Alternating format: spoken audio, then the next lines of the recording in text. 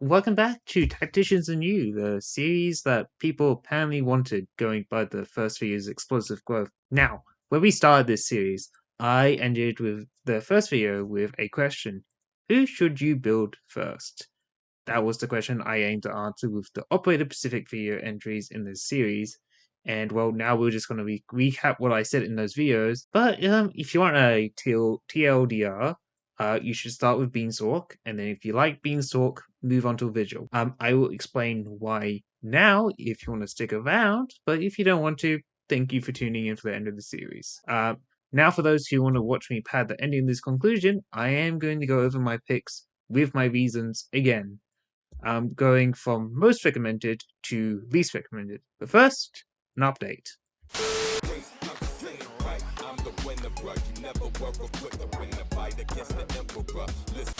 So, hi, future Roze here. Not Roze, it's Roze the E side. Sorry if that's confusing.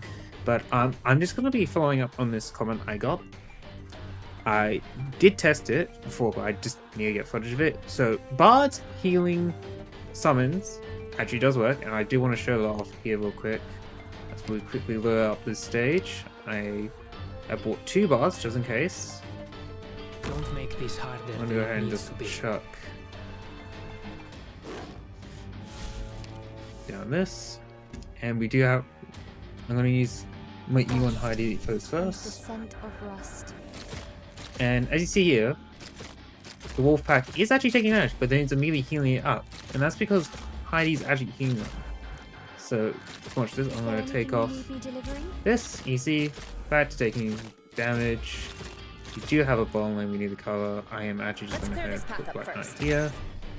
And we're just going to throw out Skadi up here. And you see that heals. Oh my god, I did not know Skadi does that. So I don't normally use bards, if you can tell, but if I have an E1 Heidi.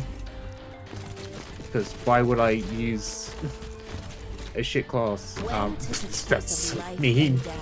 Look, bards are fine. It's just not my thing. If you can't tell, like well, I'm currently testing this on my anti-knight squad.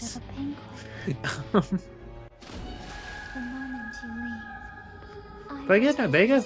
Bards heal summon. So yeah, no, that's. It probably does work with other passive healers like that. Like trying to think of an example. Ready to move. Silence. Silence is one. Oh, we let one make who goes. Understood. Boo. Harass the closest enemy. Bring your face closer this way, okay? Thanks. I'll pay attention to how much. But yeah, no, there you go. Bards heal summons. I guess I have to build my Heidi now, because you will never make me build my fake wife that I never asked for. So yeah, no, back to past me in the same room as this.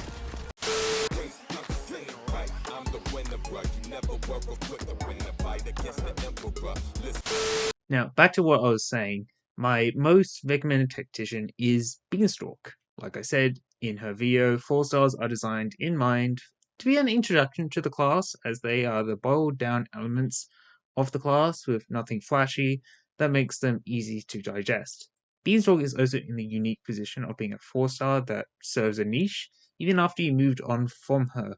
Unlike units like Vermeil and Jessica, who are just bread and butter, Beanstalk continues to serve a really good niche of just being a basic enemy blocker with S2, which is good when you need a low DP blocker that can also still give you DP, or you can just be like a normal person, I think. I mean, I thought S2 was good, but no, apparently everyone uses her for S1. You can use her for that.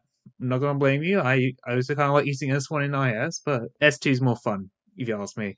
Yeah, but no, pair this with the fact that she's also one of the best vanguards in IS5 for being a 0 hope vanguard in an IS that rewards tankiness, and I think you really can't go wrong with her in most content, especially if you're like me and just want to use her for S2.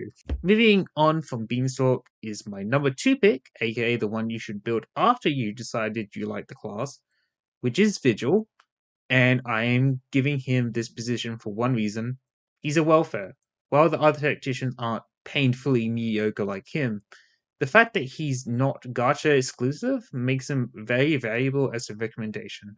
Because I feel like it's unreasonable to say, go build this tactician, but you might not even own them yet. Vigil, on the other hand, got his record restoration now, so you can easily grab him, and his pots, well, for free. Oh, I mean, you do have to play fucking that event with its terrible UI and whatever the fuck the Hitman mechanic is, but it's still free. He also benefits from having a different enough playstyle compared to Beanstalk, with him being more geared to being a weird potato charger who can also be a boss slayer. Hell, if you're one of those Vigil fans who can't cope without his damage, you can always just use Mod X and S1 to use him like a boring ass Stoller. Yes, he does perform worse than actual other options in each role he can do, but Vigil is still someone who I would recommend regardless of that. Because let's be honest, if you're building a tactician after you have been done with Beanstalk, you are just looking for ways to challenge yourself, and I would say Vigil will prove to be a worthy tool in your quest to commit self-inflicted torture. For the remaining 3 tacticians, I am weighing how bad their cons are and listing them by that. So let's start with Beanstalk, who sits in the middle. Her cons basically just boil down to feeling half-cocked without a suitable companion. Sleep has its uses, but it's also what's holding her back as well, because, well, there's only 3 units in the game that can hit, well, sleeping units.